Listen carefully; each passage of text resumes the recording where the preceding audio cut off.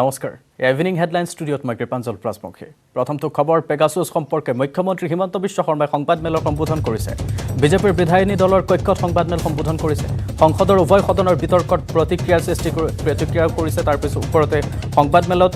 এদৰ সম্বোধন কৰিছে মুখ্যমন্ত্ৰী হিমন্ত বিশ্ব শৰ্মাই পোনপটীয়া সম্প্ৰচাৰলৈ লৈ গৈছে and you will be exposed if you are going to anyway affect the unity, integrity of India and our proven leadership. So this is what I want to say in regard to the recent Pegasus telephone tapping controversy. So if you have any question, you can ask on this. Bharat চৰকাৰে স্পষ্ট কৰি দিছে যে Pegasus বা যিয়ে নহওক কিয় ইণ্ডিয়াই যি কৰে আইনৰ ভিতৰত কৰে আজি যিমানবিলাক নম্বৰ দিছে যদি পেগাছাছ ইনভলভ ইয়াত কিবাত আছে তেওঁলোকৰ হ্যান্ড ডিভাইসেস বিলাক ফৰেনসিক কৰিলে ধৰাত পৰে যে ইয়াত কিবা আছে নে নাই ৰাহুল গান্ধীয়ে নিজৰ হ্যান্ড ডিভাইসটো যদি পুলিশ ষ্টেচনত দিয়ে বা তেওঁ আনফৰেনসিক কৰায় তেওঁ নিজে গম পাব যে এইটো মোৰ টেলিফোনটো হ্যাক আছে নে নাই কিন্তু তেওঁ নিজে এতিয়া কৈছে নহয় নহয় মোৰ টেলিফোনটো হেৰাই গ'ল তাৰ মানে কি যদি সঁচাকৈ যাৰ হৈছে বহুতৰ নাম ওলাইছে তেওঁলোকে নিজৰ হ্যান্ডসেটটো ফৰেনসিক কৰি ললেই হয় সেইকাৰণে আমাৰ আইটি মিনিষ্টাৰে পাৰ্লিয়ামেন্টত অলৰেডি কৈছে যে দিজ আৰ আনফাউণ্ডেড এলিগেশন এনেকে যি মানুহৰ নাম লিষ্ট একোখন দি দিছে দি তেওঁলোকে নিজেও কৈছে আমি কিন্তু ট্যাব হোৱা বুলি নকওঁ আমি খালি ক'ব কৈছো যে পটেনশিয়াল আছে ট্যাব হোৱাৰ কাৰণে আৰে এইটো কেনেকুৱা ধৰণৰ কথা যদি ট্যাব হৈছে ট্যাব হোৱা বুলি কক আগত তেওঁলোকে লিখিছে যে আমি ডাটাবেছটো পাইছোহে কিন্তু এই ডাটাবেছ পোৱা মানে এইটো নুবুজায় যে তেওঁলোকৰ টেলিফোন টেপিং হৈছে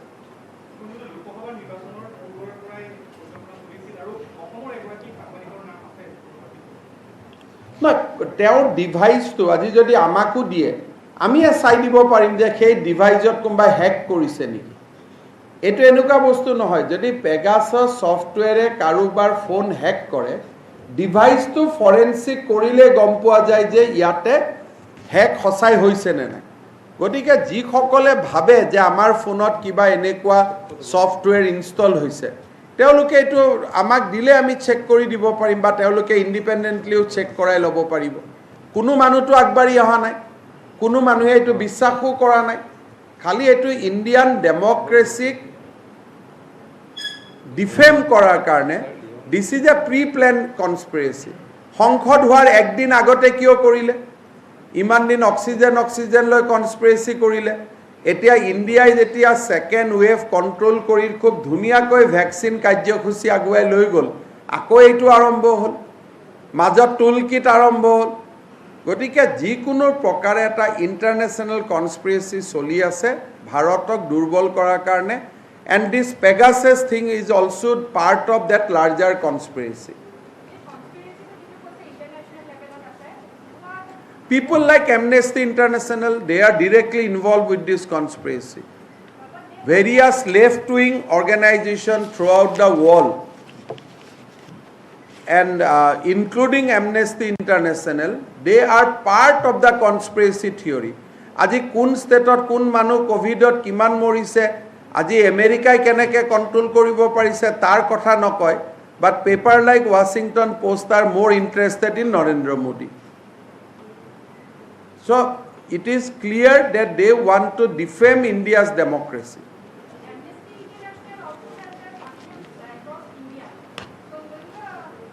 I think I'll demand that Amnesty International activity should be immediately banned within India that will be my demand because there were evidences earlier but with this recent expose it is now clear that Amnesty can go to any extent to defame India's democratic fabric so I would like to actually request government of India to ban activities of Amnesty International kind of organization within the country হ'ব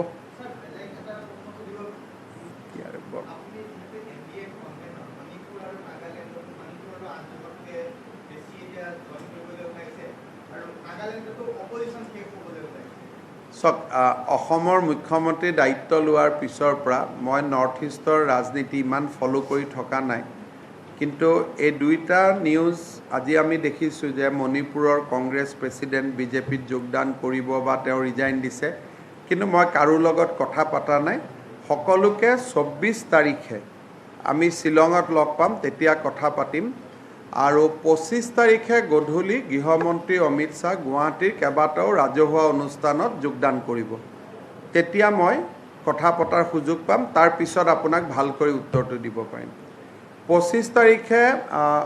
গৃহমন্ত্ৰী অমিত শ্বাহ ডাঙৰীয়া আহিব Guwahati medical কলেজত তেওঁ এটা radiotherapy block ইনগ্ৰেট কৰিব কোভিডত নিহত পৰলোকপ্ৰাপ্ত হোৱা পৰিয়ালবিলাকলৈকে আমি যি 1 লাখ টকাৰ আঁচনি ঘোষণা কৰিছোঁ সেই আঁচনিৰ অমিত শ্বাহ ডাঙৰীয়াই শুভাৰম্ভ কৰিব আৰু তামুলপুৰৰ মেডিকেল কলেজখনৰো আধাৰশিলা যিখন বড়ো একৰ্ডত আছে তেওঁ গুৱাহাটীৰ পৰাই তাৰ আধাৰশিলা স্থাপন কৰিব 25 তাৰিখে ইভিনিং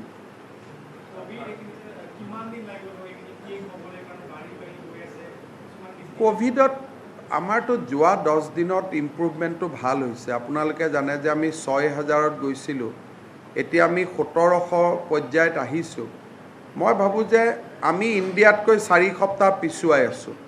কাৰণ আমাৰ আৰম্ভণিও দেৰি কৰি হৈছিলে so we had a lag we are lagging behind by India 4 weeks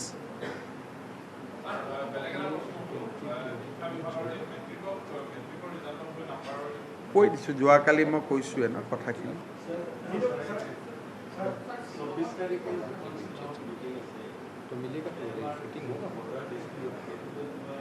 23ত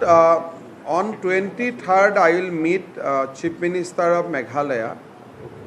to resolve amicably the border dispute between Assam and Meghalaya. I will also meet Arunachal Chief Minister to discuss the bordering situation. Nagaland issue is in Supreme Court. Regarding Assam-Mizoram border, the situation is not very conducive. It is almost eyeball to eyeball confrontation is going on in Hailakandi, Karimganj and Kasar district. So definitely there are some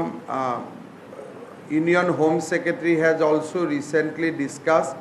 with both the Chief Secretary of Assam and Meghalaya, Assam and Mizoram to resolve the crisis. But as of now, the situation in Assam-Mizoram border is still fragile. Can we expect that I think we can expect some headway on Assam-Meghalaya and Assam-Arunachal front. But I do not expect any immediate result on Assam-Mizoram border. It will take some time. আমি 4000 ফেমিলিক দিব লাগিব যিমান মৃত্যু হৈছে বিধৱা স্বামীহাৰা মহিলাসকলৰ কাৰণে 2.5 লাখ টকাৰ স্কিম শিশুসকলৰ কাৰণে যেটো 8 লাখ টকাৰ ফিক্সড ডিপোজিট হেতু স্কিম হেতু হল ফাৰ্স্ট ফেজ এটো সেকেন্ড ফেজ থাৰ্ড ফেজটো হল যিমান মানুহ মৃত্যু হৈছিল তেওঁলোকৰ নেক্সট অফ কিনক আমি 1 লাখ টকা কৈ দিম হেতু সকলোৱে পাব সেই কাৰ্যসূচীটো অমিত শ্বাহ ডাঙৰীয়াই আৰম্ভ কৰিব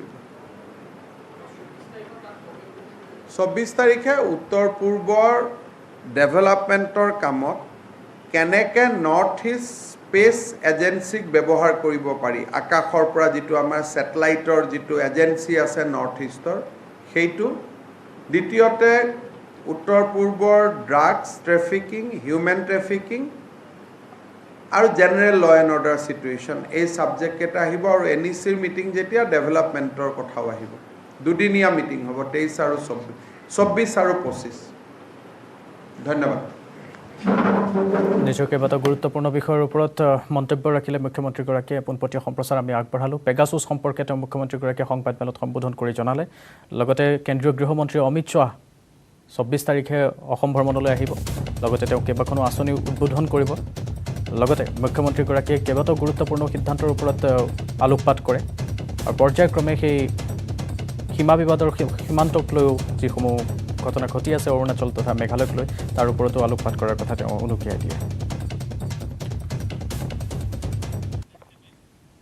পৰৱৰ্তী খবৰলৈ আহিছো ডিআইজি ৰৌনক আলী হাজৰিকাক নিলম্বন গৃহ বিভাগৰ অনুমতি অবিহনে বহুবাৰ বিদেশ ভ্ৰমণৰ অভিযোগ তেওঁৰ বিৰুদ্ধে 2011 পৰা অনুমতি অবিহনে বহুবাৰ বিদেশ ভ্ৰমণৰ অভিযোগ আছে তেওঁৰ বিৰুদ্ধে 1992 চনত কৰ্তব্যত থকাৰ সময়তে অনুমতি অবিহনে অস্বাভাৱিকভাৱে বিদেশ ভ্ৰমণৰ অভিযোগ আইপিএছ বিষয়াগৰাকীৰ বিৰুদ্ধে আৰক্ষীৰ মুখ্য কাৰ্যালয় এৰি যাব নোৱাৰিব হাজৰিকাই জনাইছো শেহতীয়া তথ্য ডিআইজি ৰৌনক আলী হাজৰিকাক নিলম্বন কৰা হৈছে গৃহ বিভাগৰ অনুমতি অবিহনে বহুবাৰ বিদেশ ভ্ৰমণৰ অভিযোগ আছে 2011 পৰা অনুমতি অবিহনে বহুবাৰ বিদেশ ভ্ৰমণৰ অভিযোগ 1992 চনত কৰ্তব্যৰত অৱস্থাৰ পৰাই তেওঁ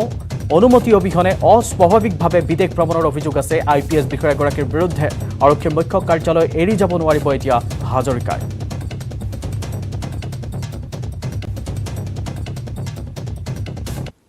নেটৱৰ্ক 18 আৰু ফেডাৰেল বেংকৰ সঞ্জীৱনীকাৰী কোভিডৰ কবলত পৰা দেশৰ সকলো জিলা ভ্ৰমি ফুৰিছে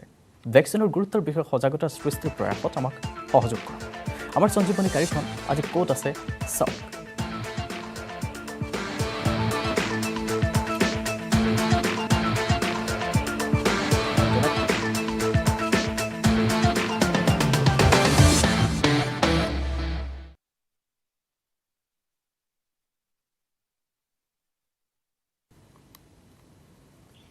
মূল্যাংকন কেলেংকাৰীক লৈ সেবাৰ সচিবৰ প্ৰতিক্ৰিয়া জিলাভিত্তিক কমিটিক মূল্যাংকনৰ পুনৰীক্ষণৰ নিৰ্দেশ পুনৰীক্ষণৰ বাবে দুদিনৰ সময়সীমা সেবা কৰ্তৃপক্ষৰ প্ৰাৰ্থীৰ নম্বৰ অন্তৰ্ভুক্ত কৰা তালিকাৰ হ'ব পুনৰীক্ষণ 31 জুলাইৰ ভিতৰত ফলাফল দিবলৈ সাজু সেবা কামৰূপৰ ঘটনাৰ পাছতে পুনৰ ভাবিবলৈ বাধ্য হৈছে কৰ্তৃপক্ষ কেলেংকাৰীত জড়িত দুজনক দিয়া হৈছে অব্যাহতি চৰকাৰে গঠন কৰা কমিটিৰ ভিত্তিতে পুনৰীক্ষণৰ ব্যৱস্থা কৰা হ'ব কামৰূপ কেলেংকাৰীৰ পিছত পুনৰ দুদিনৰ বাবে পৰ্টেল খুলি দিয়া হৈছে দুদিনৰ অন্তত সকলো জিলা ভিত্তিক তালিকা পাব কৰ্তৃপক্ষই সেবাৰ সচিব সুৰঞ্জনা সেনাপতিৰ প্ৰতিক্ৰিয়া জনাইছো পুনৰ এবাৰ মূল্যাংকন কেলেংকাৰীক লৈ সেবাৰ সচিবৰ প্ৰতিক্ৰিয়া এই মুহূৰ্তত আহি পৰিছে জিলা ভিত্তিক কমিটিক মূল্যাংকনৰ পুনৰীক্ষণৰ নিৰ্দেশ দিছে পুনৰীক্ষণৰ বাবে দুদিনৰ সময়সীমা দিছে সেবা কৰ্তৃপক্ষই প্ৰাৰ্থীৰ নম্বৰ অন্তৰ্ভুক্ত কৰা তালিকাৰ হ'ব পুনৰীক্ষণ 31 জুলাইৰ ভিতৰত ফলাফল দিবলৈ সাজু হৈছে সেবা কামৰূপৰ ঘটনাৰ পাছতে পুনৰ ভাবিবলৈ বাধ্য হৈছে কৰ্তৃপক্ষই ইতিমধ্যে সেবাৰ সচিব সুৰঞ্জনা সেনাপতিয়ে প্ৰতিক্ৰিয়া ব্যক্ত কৰিছে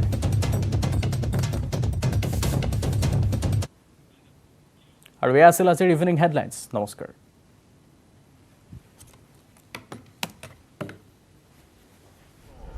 মানে জানেনে